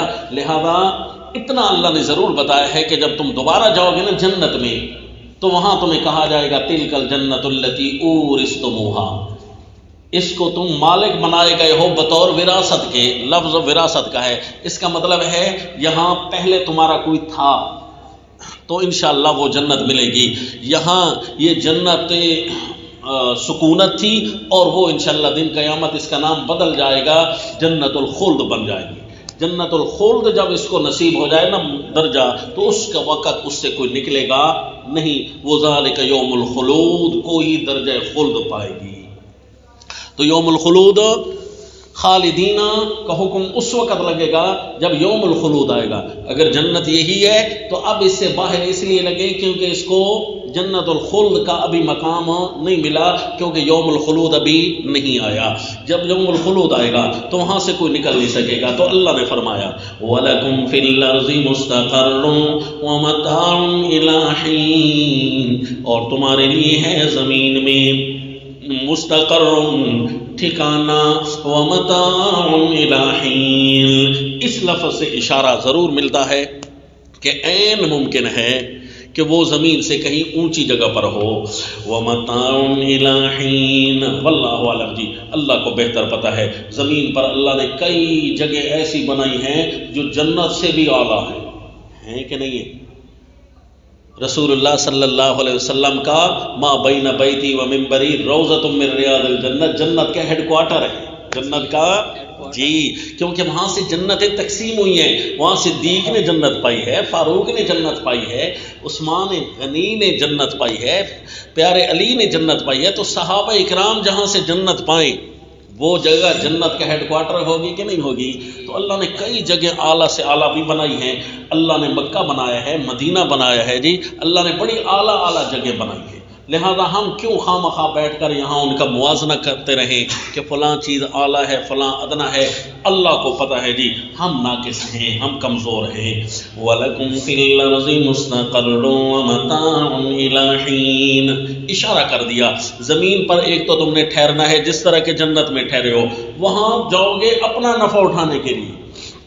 وَمَتَاعٌ إِلَىٰ حِينٍ، اپنا نفع اٹھانا ہے تم نے ایک وقت مقرر تک، یعنی وہاں تمہاری روحانی ترقی بھی ہوگی اور جسمانی ترقی بھی ہوگی۔ فَكُلَا مِنْ حَيْثُ شِئْتُمَا میں نے بتا دیا کہ جتنے بھی ہمارے احکام آئیں گے نا ان ساروں میں مقصود ہمارے روحانی ترقی ہے، روحانی ترقی کے ساتھ جسمانی ترقی بھی ہے۔ اللہ نے جتنے بھی احکام دیے، نماز ہے، نماز میں اٹھک بیٹھک صحیح کرو جسم صحیح رہے گا، کھانا پینا صحیح کرو تمہارا اللہ کے احکام کے تابع ہو جاؤ، جہاں روٹی کھانا جائز ہو وہیں کھائیں، جہاں مکروہ ہو وہاں نہ کھائیں۔ مثلا ایک کھانا جائز ہے، دوسری کھانا مکروہ ہے، تیسری کھانا مکروہ ہے، چوتھی کھانا مکروہ ہے، تو نہ کھائیں نا جی۔ ہوئے ہوئے کسی نے کہا یہ کہتے سموسے حرام ہے، میں نے کہا جب کوئی چیز نقصان دے تو اس وقت تو روٹی کھانا بھی حرام ہے، کہ جائے کہ فقط سموسے۔ اتنے فون ہے جی آپ نے کہا سموسے کھانا حرام ہے، میں نے کہا جی لے آؤ کھاتا ہوں آپ کے سامنے، پریکٹیکلی آپ کو جواب دیتا ہوں۔ وہ الگ تھا کہ میں نے کہا جسمانی طور پر جو چیز بھی نقصان دے. اب یہ پنکھا چلانا بھی حرام ہوگا کیونکہ سردی میں آپ بیٹھے ہیں تو ابھی نمونیا ہو جائے گا اگر آپ نے پنکھا چلا دیا تو اب کل جو کوئی کہے یہ کہتا ہے پنکھا چلانا حرام ہے، اوئے ہوئے کیا کرے جی. تو فرمایا وَنَادَاهُمَا رَبُّهُمَا أَلَمْ أَنْهَكُمَا عَنْ تِلْكُمَا الشَّجَرَةِ وَأَقُلْ لَكُمَا وَمَتَاعٌ إِلَىٰ حِينٍ. وہاں نفع اٹھانا ہے ایک وقت تک. قَالَ فِيهَا تَحْيَوْنَ وَفِيهَا تَمُوتُونَ وَمِنْهَا تُخْرَجُونَ. وہاں نفع کیسے اٹھانا ہے کہ اسی میں تم نے زندہ رہنا ہے اور اسی میں تم مرو گے اور اسی سے تمہیں نکالا جائے گا. جب ہمیں نکالا جائے گا تو اس وقت ہمارے جسم کی کیا پوزیشن ہوگی جی؟ واللہ عالم. اسی طرح ہوگا یا اس سے اعلیٰ ہوگا یا اس سے ادنا ہوگا یا کوئی اور طریقہ ہوگا، اللہ کو پتہ ہے جی. قال فیہا تحیون وفیہا تموتون ومنہا تخرجون. اور جی اس 5ویں تذکیر کے اندر کتنی باتیں اللہ نے سمجھا دی. الحمدللہ ہر جملہ الآیات الالہیہ جو اس سورت کا دعویٰ تھا، الانذار والتذکیر بما انزل اللہ، ہر جملہ اس دعوے کے ساتھ لگ رہا تھا. اب آگے جی یا بنی آدم آیت نمبر 2. پہلے آیت کون سی تھی؟ اتبعوا ما انزل الیکم من ربکم. اب آیت نمبر 2 یہ آ گئی. اور تذکیر کے 5 نمبر آپ نے نوٹ کیے نا جی، کہ 6 نمبر 5واں ویا آدم اسکون واو کا اشارہ کیا تھا. تو اب آگے جی دوسری آیت. پہلی آیت تھی متن، اب اس کے بعد آنے والی آیات ہوں گی شرح. صرف یہ فرق ہے، پہلا متن کیا تھا؟ اتبعوا ما انزل الیکم من ربکم ولا تتبعوا من دونہ اولیاء. اب اس کی شرح شروع ہو جائے گی. اللہ جتنے بھی احکام ارشاد فرمائیں گے نا وہ اس اتبعوا کی شرح ہوگی، اتبعوا کا ذیل ہوں گے. اور یہ بھی آپ کو اس دن بتا دیا تھا کہ 4 دفعہ آ رہا ہے یا بنی آدم یا بنی آدم یا بنی آدم. کیوں 4 دفعہ آیا جی؟ عین ممکن ہے کہ اللہ کریم شیطان کی وہ 4 کارستانیاں ہمیں سمجھانا چاہتے ہوں جس میں اس نے کہا تھا سامنے سے بھی آؤں گا، پیچھے سے بھی آؤں گا، دائیں سے بھی آؤں گا، بائیں سے بھی آؤں گا. اے اللہ اس کے سامنے سے آنے کا کیا مطلب ہے؟ عقل مند کو تو سمجھ آ جانی چاہیے کہ صراط مستقیم پر جو بیٹھا ہے لاقعدن لہم صراطک المستقیم، سامنے سے آنے کا کیا مطلب ہے؟ عقل مند کو سمجھ آ جانی چاہیے. پیچھے سے آنے کا کیا مطلب ہے؟ دائیں سے بائیں سے آنے کا کیا مطلب ہے؟ لیکن اللہ کریم کا احسان ہے کہ اللہ کریم نے ہمیں مزید توضیح کر دی کہ سامنے سے آنے کا کیا مطلب ہے. دیکھو جی ثم لآتینہم من بین ایدیہم، تو کیسے سامنے سے آئے گا؟ تو فرمایا یا بنی آدم، یہ پہلی آیت. آگے جتنی بھی آیات آئیں گی نا وہ ساری اس پہلے کے لیے تشریح ہوگی. یا بنی آدم قد انزلنا علیکم لباسا یواری سوآتکم وریشا. اے بنی آدم ہم نے تمہارے لیے لباس نازل کیا ہے. لباس نازل کیا کیا مطلب؟ لباس کا سبب یعنی پانی نازل کیا، وہ زمین پر آیا تو اس سے مختلف چیزیں بنی. جانور بھی اسی سے پیدا ہوئے کیونکہ وجعلنا من الماء کل شیء حی. جانوروں کے ذریعے ہم لباس بناتے ہیں کہ ان کی کھال بناتے ہیں، یا کپاس کے ذریعے، بیل بوٹوں کے ذریعے، یا پتوں کو جمع کر کے کوئی لوگ لباس بناتے ہیں، یا مختلف قسم کی چیزوں سے لباس بنایا جاتا ہے. وہ سارا کا سارا ہے تو منزل من اللہ، یعنی انزلنا علیکم کیونکہ پانی سے بنا ہے. یا بنی آدم قد انزلنا علیکم لباسا یواری سوآتکم، وہ ڈھانپتی ہیں تمہاری پوشیدہ جگہیں. وہ ہماری شرمگاہیں بھی ڈھانپتی ہیں، ہماری باقی پوشیدہ جگہ بھی ڈھانپتی ہیں جہاں جہاں سے ہم ان کو ڈھانپنا چاہیں. بعض اوقات سر کو پوشیدہ رکھنا پڑتا ہے جی، تو اس لیے سر کے اوپر کوئی چیز، بعض اوقات منہ کو پوشیدہ رکھنا پڑتا ہے. تو سوعت کا لفظ پورے جسم پر اس کا اطلاق ہو سکتا ہے، سمجھا جی؟ سوآتکم وریشا، پورے جسم کے اندر شرمگاہ بھی آ جاتی ہے. وریشا، اور آرائش کے کپڑے، زینت بنائی ہے تمہاری، اس لیے گندے گندے کپڑے نہ پہنے. من حرم زینت اللہ، آگے آ رہا ہے. اللہ نے آپ کو خوبصورت بنانے کی فرمایا ہے اور آپ خواہ ایسا کلچر آپ اپناتے ہیں یا ایسے کپڑے پہنتے ہیں کہ نعوذ باللہ وہ شرعن جائز نہیں ہو، آگے بحث کریں گے، ابھی نہیں کرتے. یواری سوآتکم وریشا ولباس التقوی ذالک خیر. اور تقوی کا لباس جس طرح روحانی لباس ہے اسی طرح تمہارا جسمانی لباس ہے، اسی طرح روحانی بھی لباس ہے. ذالک خیر، سب سے بہتر یہی ہے. تقوی کا لباس ہو، نافرمانی کا لباس کہ نافرمانی میں نے نہیں کرنی، اس بات کا لباس پہنے ہوئے ہو بندہ کہ اللہ کی نافرمانی مجھ سے کم از کم سرزاد نہیں ہوگی. یہ لباس التقوی ہے. اچھا جی، لباس اعلیٰ بھی ہوتے ہیں اور ادنا بھی ہوتے ہیں. کسی نے مہنگا لباس پہنا ہوگا جی، تو تقوی کا ایک مہنگا لباس ہوگا جو سب سے پہلے انبیاء کے پاس ہوتا ہے جی. پھر جس طرح لباس ہلکے ہیں اسی طرح بہت ہلکے بھی ہیں، بہت ہلکے بھی ہیں، تو اسی طرح لباس التقوی بھی خراب سے خراب تر بھی ہو سکتا ہے. تو دھیان کرنا، وَلِبَاسُ التَّقْوَىٰ ذَلِكَ خَيْرٌ ذَلِكَ مِنْ آیَاتِ اللَّهِ. کیا فرمایا؟ یا بنی آدم، یہ کیا ہے؟ پہلا حکم ذالک من آیات اللہ لعلہم یذکرون، تاکہ یہ غور کریں، نصیحت حاصل کریں ان آیات اللہ پر چل کر. تو اس کا مطلب ہے شیطان کا سامنے سے آ کر وار کرنا، تمہیں تمہارے لباس کے ذریعے گمراہ کرنا ہے جس سے تمہاری وجاہت نظر آئے. تقوی کی وجاہت، روحانی وجاہت یا جسمانی وجاہت نظر آتی ہے، وہ سامنے سے نظر آتی ہے. کس سے جی؟ سامنے سے نظر آتی ہے. اس لیے تو بندہ کہتا ہے نا جی کہ آپ کی زیارت میں کروں تو کوئی صرف پچھلا حصہ دے کر چلا نہیں جاتا بلکہ سامنے سے آتا ہے، کیونکہ وجاہت سامنے سے نظر آ رہی ہوتی ہے. تو جی دیکھیں، لباس کو خراب کروائے گا خلاف شرع، بے حیائی، اور اسی طرح یہ سامنے سے اس کا وار ہوگا. اچھا، بے حیا لباس نہ ہو بلکہ ایسا لباس ہو جس سے انتہائی قسم کا درویش بندہ لگے، خواہ مخواہ 18 رنگ کے کپڑے پہنے، وہ ٹاکیاں بنا کر کپڑے پہنتے ہیں نا کہ ہم جی درویش ہیں، تو یہ بھی شیطنت ہے. یہ بھی کیا ہے؟ شیطنت ہے. اس لیے ایسا لباس پہنے جو مرغوب ہو. وہ لباس پہنے، میاں والی میں بھی وہی پہنے، لاہور میں بھی وہی پہنے، مکہ مدینہ میں بھی وہی چلے، امریکہ میں بھی وہی چلے. یہ کیا کہ آپ نے بارڈر چینج کیا اور لباس ہی چینج ہو گیا، اس کا مطلب ہے وہ آپ کا اپنا بنایا ہوا تھا. ایسا ڈیزائن اختیار کرو جہاں ہر جگہ وہ مرغوب ہو. ایسا ڈیزائن تو نہ اختیار کرو کہ کہیں لگے کہ یہ تو بھائی چندہ مانگنے والا ہے. انا للہ و انا الیہ راجعون. اس کا خاص خیال کریں. یہ جو آپ نے چورس رومال ڈالا ہوتا ہے، اس کا بھی لیکچر اکثر ساتھیوں کو سمجھاتا رہتا ہوں، یہ سنت سے ثابت نہیں ہے. یہ علماء دیوبند کا ایک طریقہ تھا، شاید انہوں نے شروع کیا ہے، یا اس سے پہلے یہ عرب کے چرواہوں کا لباس تھا یا عرب کے قیدیوں کا لباس تھا.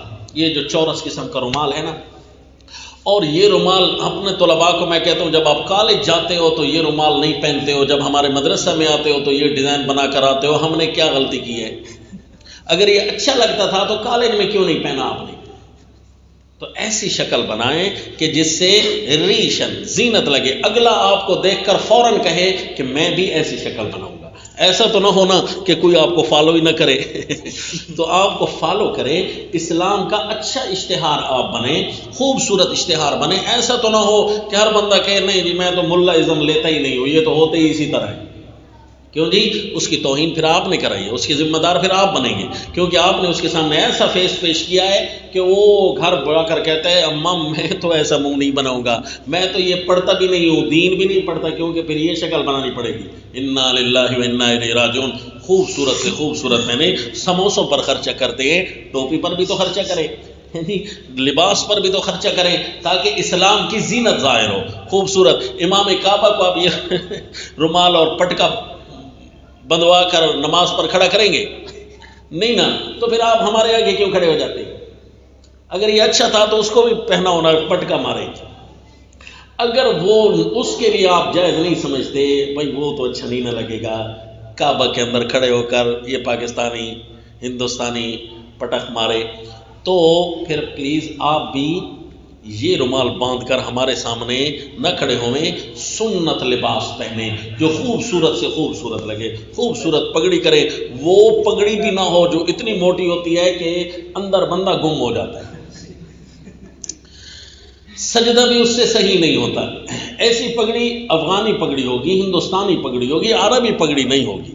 یعنی رسول اللہ صلی اللہ علیہ وسلم نے کوئی ایک ڈیزائن نہیں دیا ہمیں پگڑی کا، اور ایک ڈیزائن نہیں دیا ہمیں کسی کپڑے کا، کسی بھی حدیث پاک میں ایک ڈیزائن آپ کو نہیں لگے گا، اور ایک رنگ بھی آپ کو نظر نہیں آئے گا۔ جو عمامۃ السود ہے نا، وہ صرف ثابت ہے، تمام متکلم فی روایات ہے، صرف اللہ نے جو حکم دیا ہے کہ تم خوبصورت لگو، آپ کو پگڑی خوبصورت لگتی ہے تو خوبصورت سی پہنے نا، آپ کو اگر ٹوپی اچھی لگتی ہے تو 17-18 ڈیزائن والے کیوں پہنتے ہیں؟ ایک ہی پہنے جو آپ نے شادی والے دن پہننی ہے۔ جی جس دن آپ دولہا بنیں گے اس دن ہم آپ کو مانیں گے کہ آپ یہ والی ٹوپی کر کے آتے ہیں کہ نہیں کر کے آتے، تو اس وقت آپ جو پہنے تو آج بھی وہی پہنے، جی کتاب اللہ کے سامنے بیٹھے ہیں انشاءاللہ، جی میری وہی ٹوپی ہے، یاد رکھنا۔ قال فیہا تحیون وَلِبَاسُ التَّقْوَىٰ ذَلِكَ خَيْرٌ۔ ہاں جی اشکال کر سکتے ہیں آپ تو میری ایک ہی پگڑی ہے، یہی یوم التزویج کو بھی یہی تھی، یا بنی آدم لعلہم یذکرون، کیونکہ جس طرح شیطان بے حیائی والے لباس میں اپنا اثر رسوخ دکھاتا ہے، اسی طرح مسلمانوں کی توہین کرنے کے لیے بھی ان سے ایسے لباس استعمال کروائے گا کہ لوگ سوٹڈ بوٹڈ نہ لگیں، بلکہ سوٹڈ بوٹڈ وہی لگیں جو یہود و نصارہ کے تلوے چاٹتے ہیں۔ ہمارے علماء کو سوٹڈ بوٹڈ لگنا چاہیے، خوبصورت لگنا چاہیے۔ ذرا تصوف کی کتب تو پڑھیں، وہاں سادگی کا کیا مفہوم ہے؟ پاگل بندے کا نام سادہ نہیں کسی نے رکھا کہ بھئی میں سادہ ہوں جی، گندے کپڑے پہنوں، بدبو آ رہی ہو۔ میرے نبی صلی اللہ علیہ وسلم تو ڈانٹا کرتے تھے، غصہ ہو گئے تھے ایک دن کہ فرمایا اس کو دھو کر آیا کرو، اور ارشاد فرمایا کہ چونکہ چمڑے کے بعض اوقات لباس ہوتے ہیں تو جمعہ کے دن آیا کرو تو یہاں رش ہو جاتا ہے تو پسینے کا خطرہ ہوتا ہے، لہذا خوشبو استعمال کریں۔ حالانکہ صحابہ کا پسینے سے اعلیٰ خوشبو کیا ہو سکتی ہے؟ اس کے باوجود بھی میرے نبی صلی اللہ علیہ وسلم نے پسینے میں اس خوشبو کا حکم دیا ہے، تو پھر ہمارے پسینے تو انا للہ و انا الیہ راجعون۔ تو بھائی اس کا نام سادگی نہیں ہے کہ آپ سے بدبو آ رہی ہو۔ ہاں پیسے نہیں ہیں آپ کے پاس، او بھائی پھر تو کپڑے ہوں ہی نہیں تو نماز ہو جاتی ہے، یہ تو الگ بات ہے۔ لیکن اگر آپ کے پاس ہیں فضولیات، ایک ہی چادر آپ نے 18 سال ہو گئے ڈالی ہوئی ہے، جبکہ ہندوستان پاکستان کا یہ رواج ہے، عرب میں یہ چادر ڈالنے کا رواج نہیں، اور خدا کے لیے بھائی جب نماز میں کھڑا ہوا کرو تو یہ چادر نہ کیا کرو۔ بس ایسا مقتدی ڈھونڈنے کی کوشش بندہ کرتا ہے کہ اس کے ساتھ کھڑا ہوں جا کر کہ جو چادر پہن کر نہ کھڑا ہو، کیونکہ سارا خشوع خضوع چادر کی نظر ہو جاتا ہے۔ ہر سجدے کے بعد جو حال کرتا ہے چادر والا ہمارا حشر جو کر رہا ہوتا ہے، ہر سجدے میں اٹھنے کے بعد وہ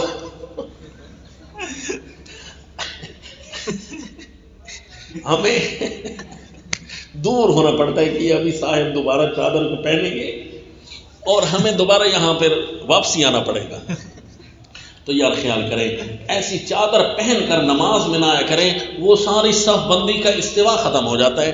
پھر رسول اللہ صلی اللہ علیہ وسلم نے اس کا حل دیا ہے آپ کو، اللہ کے نبی نے جبہ پہنا ہے، تو آپ جبہ پہن کر کھڑے ہوں اگر آپ کو زیادہ سردی لگتی بھی ہے تو دیکھا کتنے خوبصورت لوگ تھے، اچھے لوگ تھے، خوبصورت سے خوبصورت، اور آپ ایسی شکل بنا کر آئیں کہ خذو زینتکم عند کل مسجد، الگ حکم آ رہا ہے، اتنا خوبصورت لباس پہننے کی کوشش کریں کہ کام کاج والوں کو بھی سمجھائیں کہ کام کاج میں سے بھاگ کر نماز کی طرف آتے ہیں تو نماز کے لیے اسپیشل ٹائم رکھیں کہ میں نے اتنی تیاری کرنی ہے، جلدی جلدی خوشبو کا استعمال کریں، خوبصورت کپڑے پہن کر مسجد کی طرف آ جائیں۔ ایسا تو نہ ہو کہ میں جلدی جلدی نماز پڑھوں پھر آرام سے آ کر کام کریں۔ او بھائی جلدی جلدی کام کریں تاکہ آرام سے آ کر نماز پڑھ سکیں، تو نماز کے لیے اسپیشل وقت نکالیں، ورنہ دیکھ رہے ہیں یہ شیطان کا سامنے سے آ کر حملہ کرنا ہے۔ بس یہ آپ تو نماز پڑھ رہے ہیں، امام صاحب بنے ہیں اور آپ کی تکبیر اولیٰ بھی فوت نہیں ہوتی، 40 دن لگاتار ہو گئے ہیں، لیکن آپ باقاعدہ طور پر اشتہار بنے ہوئے اسلام کی توہین کا، تو ثواب ملے گا؟ تو اللہ سے ڈریں، ایسا کام نہ کریں، صلاۃ معکوس نہ پڑھیں۔ اس کو کیا کہتے ہیں؟ صلاۃ معکوس، الٹا دین نہ بنائیں۔ دین تو اپنے اوپر لاگو کیا ہوا ہے لیکن انتہائی الٹا۔ استغفر اللہ الذی لا الہ الا هو الحی القیوم واتوب الیہ۔ ایسا نہ ہو کہ پھر شیطان کے پاس تو ہتھیار زیادہ ہیں، وہ کل خوشبو کے ذریعے آپ کو گمراہ کرے۔ ایسی خوشبو لگا کر آتے ہیں کہ ایک بندہ میرے پاس آیا، اس نے کہا جی کیا کروں، مجھے تو الرجی ہے، اور کوئی بندہ یہاں گھوم رہا ہے جس نے ایسی خوشبو لگائی ہوئی ہے، وہ 20-30 والی، خدا کے لیے وہ واش روم کے لیے ہوتی ہے یا کفن کے لیے ہوتی ہے یا کسی ایسی جگہ کے لیے ہوتی ہے جہاں پر چوہے نہ آئے؟ وہ مسجد میں لگا کر آپ کہتے ہیں عطر گلاب ہے، اور بھائی عطر گلاب کی تو کئی صورتیں ہیں، ایسی نہ لگائیں نا جس کو ساتھ والے کو الرجی ہو، اور ہلکی خوشبو بہت جلد الرجی کرتی ہے، اس سے خیال کریں، اور تھوڑی لگائیں۔ ضروری ہے کہ آپ نے پورے پاکستان کو سنگوانا ہے کہ میں آیا ہوا ہوں، تھوڑی سی لگائیں تاکہ آپ سے بدبو رفع ہو جائے۔ تو انشاءاللہ ہر نماز پر لگانے کی کوشش کریں، تھوڑی سی لگائیں، ہر نماز پر لگائیں تو انشاءاللہ آپ معطر رہیں گے انشاءاللہ۔ یہ بات الگ ہے کہ پھر خوشبو لگانے کے احکام ہیں طلباء کے لیے الگ، تو وہ احکام بھی اپنے اپنے اساتذہ سے سیکھ کر، ٹھیک ہے جی، کیونکہ شیطان نے تو گمراہ کرنا ہی ہے نا، تو اس کا بھی خاص خیال ہو۔ تو اس پر جتنا بھی لمبا لیکچر ہو تو کم ہے، لیکن اس لیکچر کو یہیں پر چھوڑ کر اپنے اپنے لباس پر نظر ثانی فرمائیں، اپنی اپنی ٹوپی پر، گدڑی پر، حتیٰ کہ جس بستر میں آپ سوتے ہیں ایسا نہ ہو کہ آپ تو اچھا کپڑے پہن کر سوئیں اور جب اٹھیں تو تکیہ چپک کر آپ کے ساتھ آ جائے،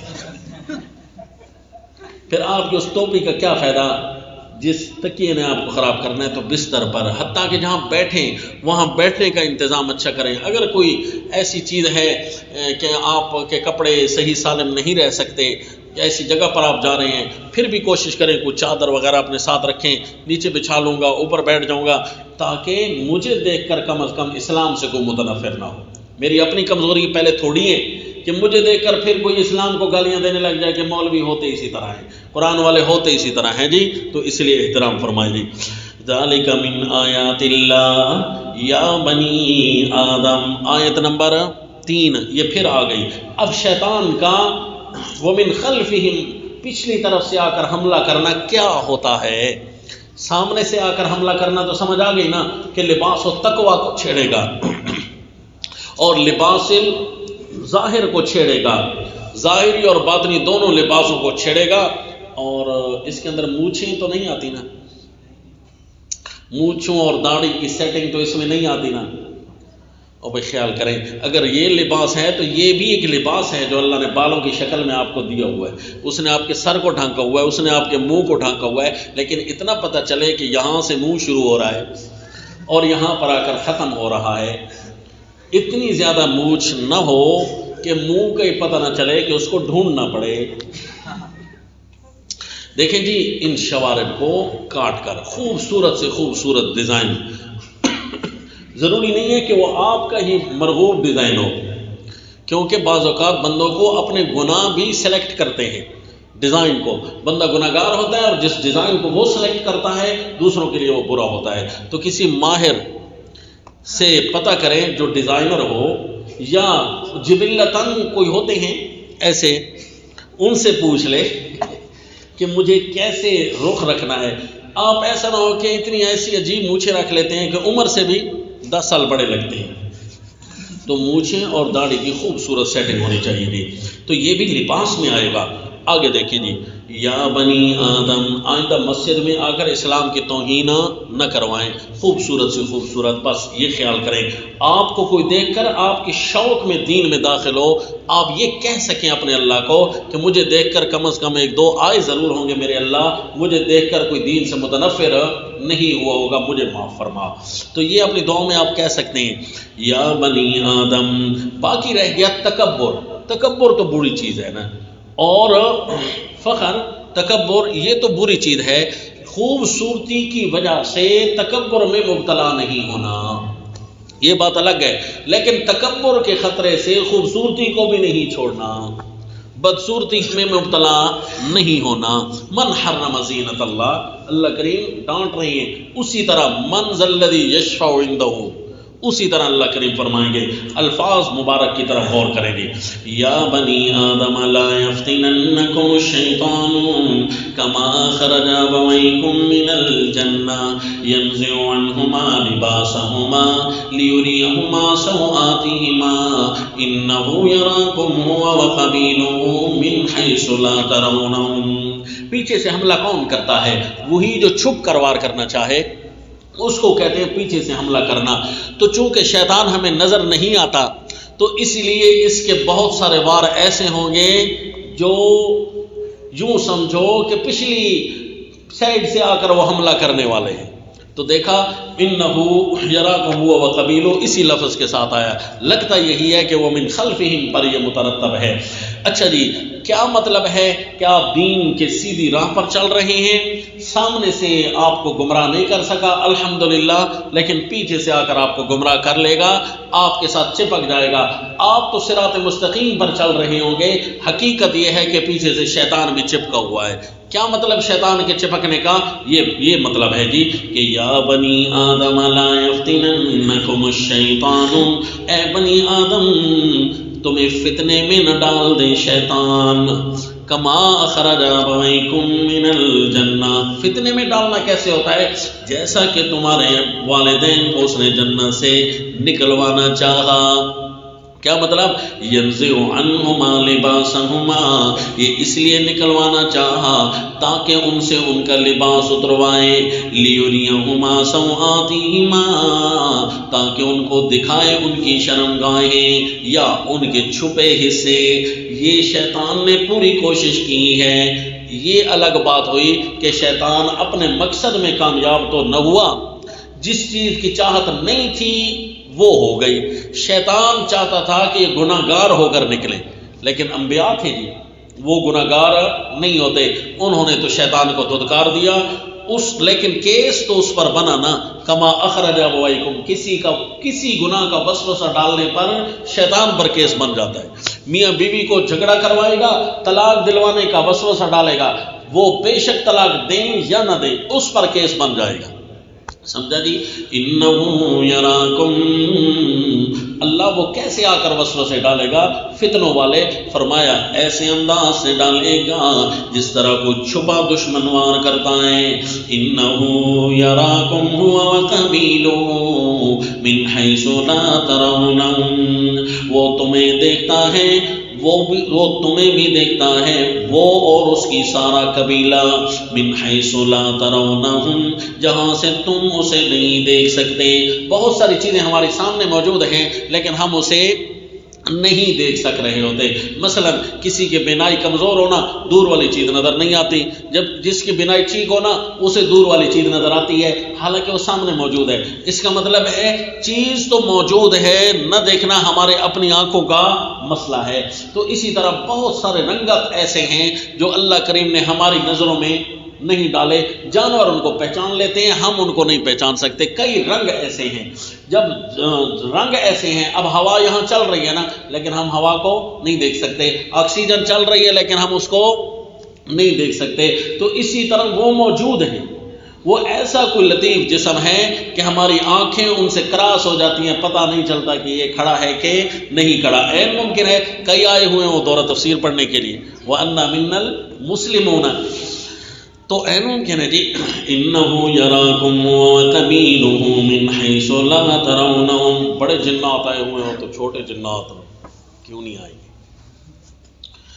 تو وہ تمہیں دیکھ رہا ہے، تو اس لیے جی ایسے طریقے سے فتنے میں ڈالے گا کہ تم اسے نہیں دیکھ سکو گے۔ رسول اللہ صلی اللہ علیہ وسلم نے فرمایا جس طرح ایک چٹائی ہوتی ہے نا، اس چٹائی کے اندر کتنے تنکے ہوں گے، کتنے دھاگے ہوں گے، فرمایا کل حصیر عودن عودا، جس طرح کی ایک چٹائی ہوتی ہے، اس کا ایک ایک دھاگا، اس کی ایک ایک لکڑی جس طرح ہوتی ہے نا، بہت ساری ہوتی ہے نا، اسی طرح تمہارے اوپر فتنے بہت سارے آئیں گے۔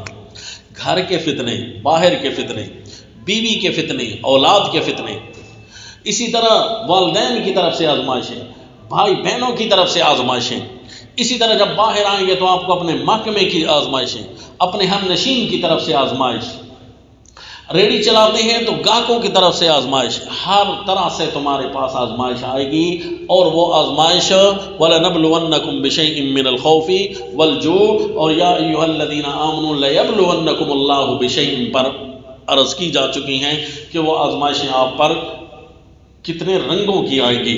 یہاں تو فرمایا نا کہ اس کا پیچھے چپکنا مراد فتنے میں ڈالنا ہے، آزمائشوں میں ڈالنا ہے، اور وہ آزمائشیں آپ پڑھائے ہیں، لہذا دوبارہ اس پر نظر ثانی کریں تو سمجھ آ جائے گی کہ وَمِن خَلْفِهِمْ پر شیطان کیسے حملہ آور ہوتا ہے۔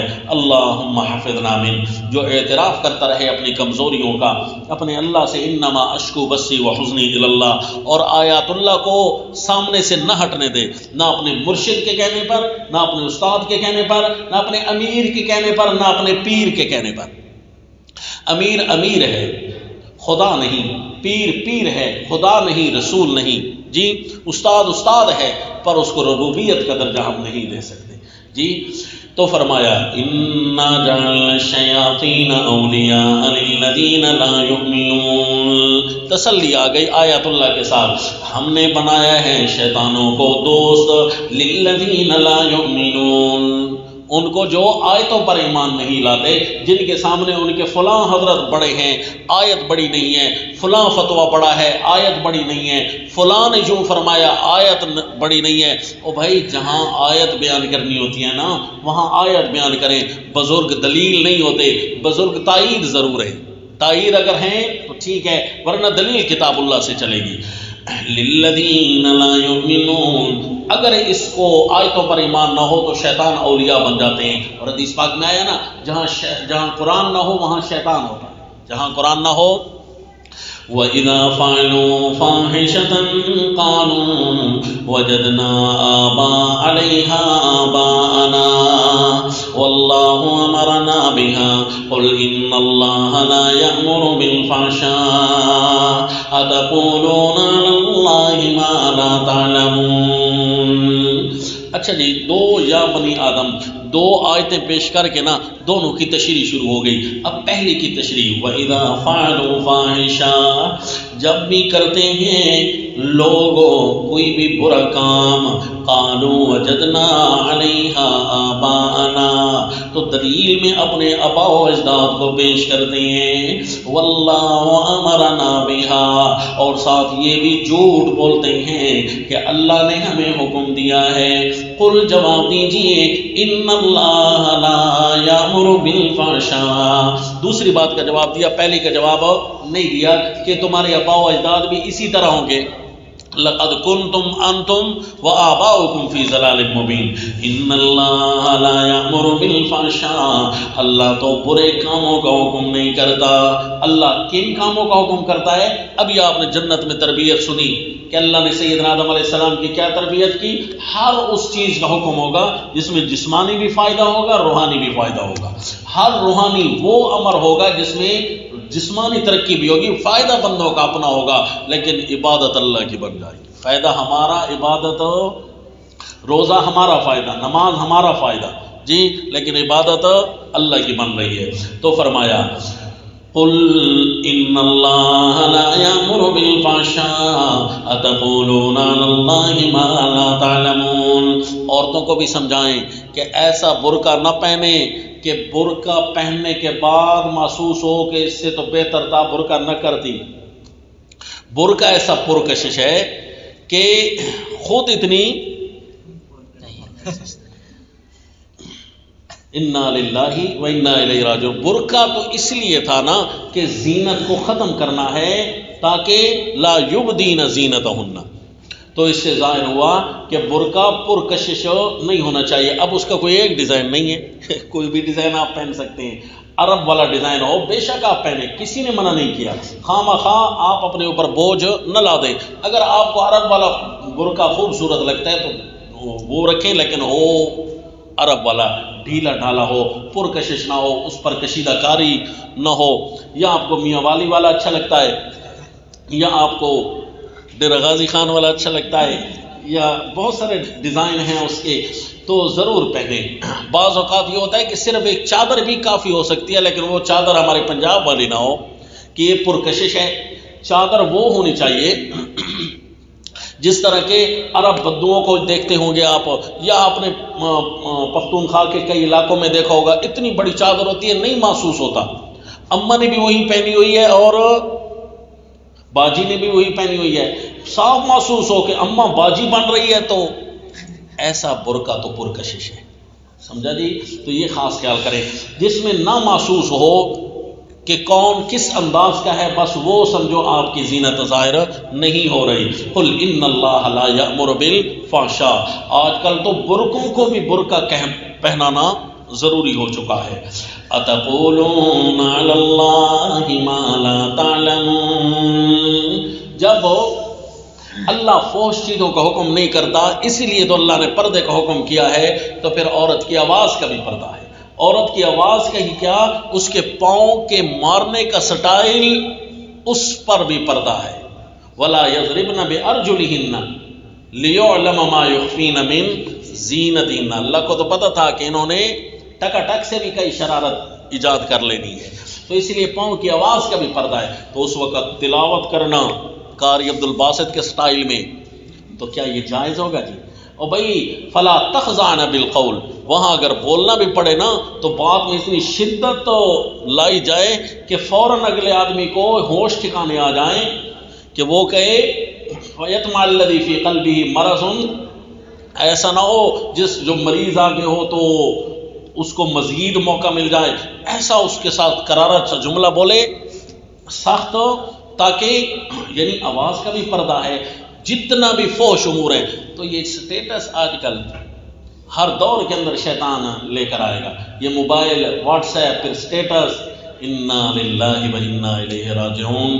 عورت اپنی موجودگی کو ظاہر کرتی ہے، پھر اس کے اوپر اپنی خوبصورتی کو عیاں کرتی ہے مختلف شکلوں کے ذریعے، تو یہ بھی خاص خیال رکھیں۔ حتیٰ کہ کسی تحریر نے مرد کے پاس جانا ہے تو اس تحریر کو بھی کوشش کروائے اپنے گھر والے سے لکھے۔ تو پھر مفتیان اکرام آپ کو ٹیلی فون پر مسئلہ بتانا جائز ہوگا کیا جی؟ صحابہ کو یہ حکم مل رہا ہے فاسألوہن من وراء حجاب، اور ازواج مطہرات کو حکم مل رہا ہے فلا تخضعن بالقول، تو وہ صحابہ ہیں وہ، اور ہمارے لیے تو پاؤں کی آواز کو بھی پردہ ہے۔ لہذا بھائی آپ کو کم از کم یہ اجازت نہیں ہے کہ آپ ان کو کہو جی ان کے مرد مر گئے ہیں جن کی عورتیں آج کل واٹس ایپ پر اور موبائلوں پر آ گئی ہیں، نہیں سمجھے؟ تو اس لیے ان کے مردوں کے ذریعے پوچھیں۔ ہاں الا یہ کہ مجبوری ہو تو وہاں تو مرد ڈاکٹر کو آپریشن کرنا جائز ہو جاتا ہے جی، عورت کا اور کروانا ہی مرد سے علاج چاہیے، میں تو کہتا ہوں۔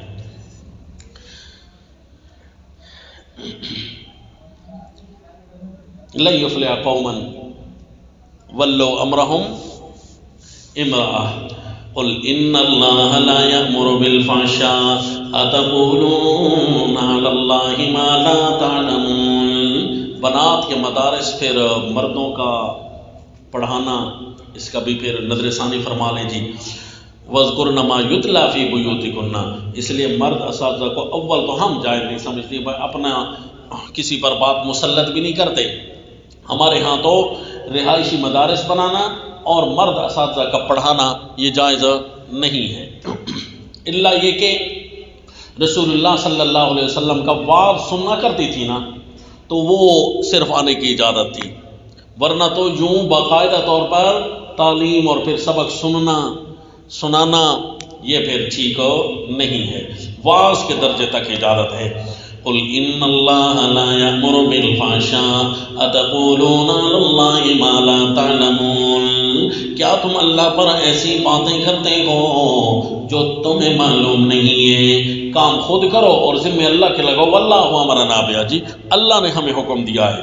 قل امر ربی بالقسط واقیموا وجوہکم عند کل مسجد، یہ دوسرے یا بنی آدمہ پر مرتب ہے۔ اگر آپ نے فتنوں سے بچنا ہے نا، بس انصاف کا دامن نہ چھوڑیے، چاہے سارے آپ کو اچھا کہنے لگ جائیں، چاہے سارے آپ کو برا کہنے لگ جائیں، انصاف کا دامن نہ چھوڑیے۔ قل امر ربی بالقسط، قل فرما دیجیے میرے پیغمبر میرے رب نے تو حکم کیا ہے انصاف کا، تاکہ فتنوں سے بچ کر رہیں وَأَقِيمُوا وُجُوهَكُمْ عِنْدَ كُلِّ مَسْجِدٍ، اگر تم نے فتنوں سے بچ کر رہنا ہے تو اپنے آپ کو سیدھا رکھو عند کل مسجد، ہر مسجد کے پاس. کیا مطلب؟ اپنے آپ کو سیدھا کرو ہر مسجد. اقامت الدین کی طرف اشارہ ہے، دین کے ہر پہلو کو اٹھاؤ. عند کل مسجد، اب یہ ظاہری مسجد مراد ہے کہ وہ عبادت گاہ ہو، یا عند کل مسجد تابع فرمان ہونا مراد ہے کہ بازار گئے ہونا تو یہاں اللہ کے حکم کون ہیں فوراً تابع فرمان ہو جاؤ.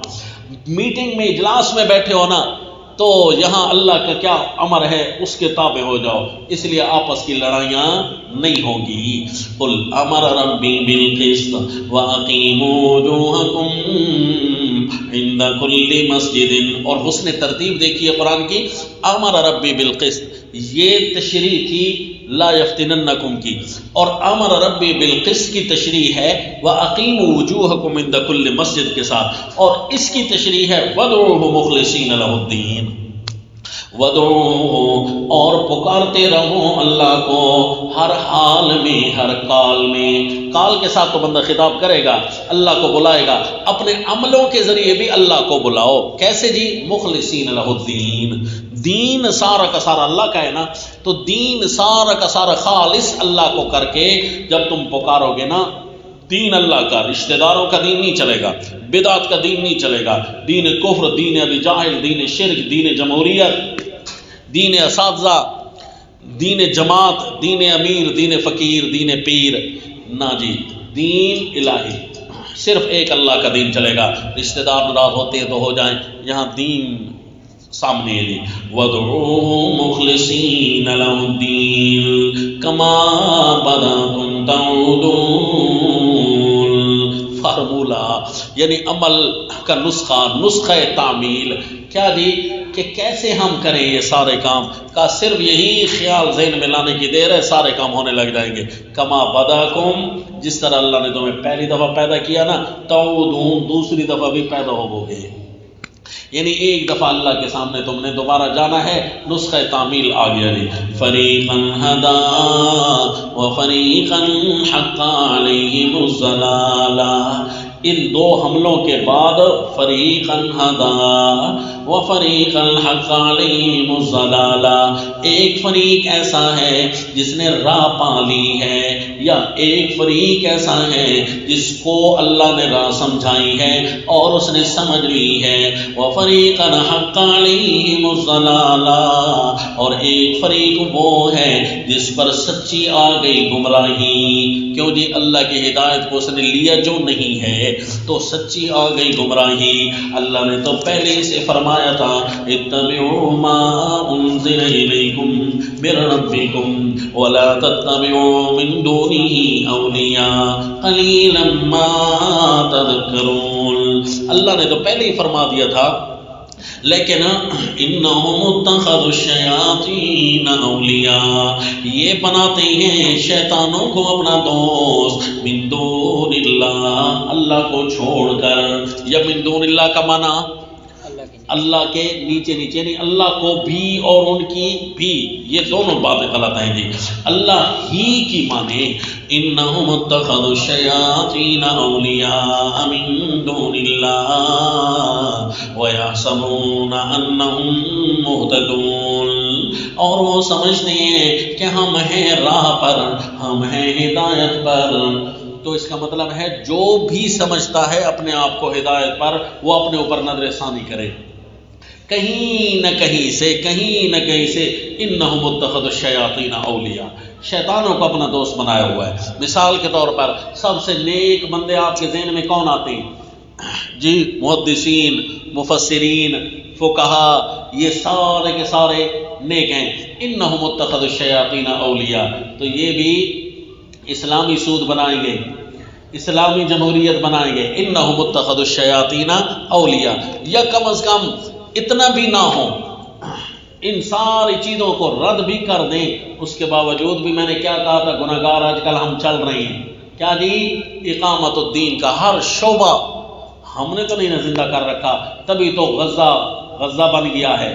چاہیے تو یہ تھا وہ مرکز الجہاد ہوتا، چاہیے تو یہ تھا کہ ہمارے ہاں اقامت الدین ہوتی، آج بیٹھنے کا ٹائم نہیں تھا، آج نفاذ کا ٹائم تھا، جبکہ ابھی ہم بیٹھے ہیں، نہ بھی سورۃ الاعراف آتی ہے نہ سورۃ الانعام آتی ہے، اللہ ہمیں معاف فرمائے۔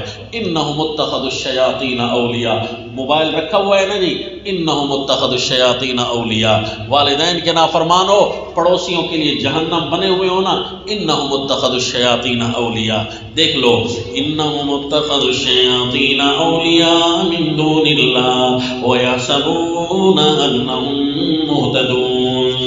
تو یہ تفصیلی سبق ہو گیا جی، 2 آیات یہاں آ گئی، پھر تیسری آیت شروع ہے، یہ عن شمائل پر کیسے لگتا ہے انشاءاللہ بعد میں، وما علینا الا